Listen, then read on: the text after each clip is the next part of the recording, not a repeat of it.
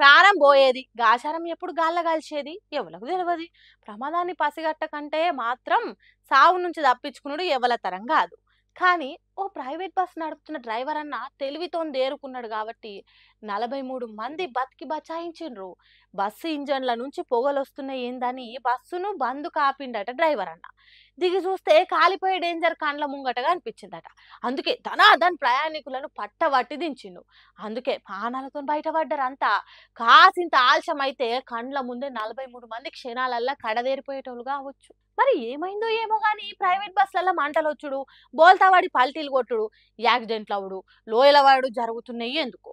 హైదరాబాద్ నుంచి విజయవాడకు పోతున్న ఈ బస్సు నల్గొండ జిల్లా చిట్యాల మండల ఏరియాల ప్రయాణం చేస్తుంటే పొగలు చిన్న చిన్నగా మంటలు వచ్చినాయట.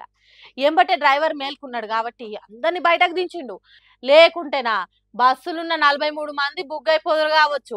ప్రయాణికులు దిగిన కొద్ది క్షణాలలోనే బస్సు మొత్తం బగ్గున గాలి బూడిదైందంటే ఎంత పెద్ద ప్రమాదమో చూడుండ్రి.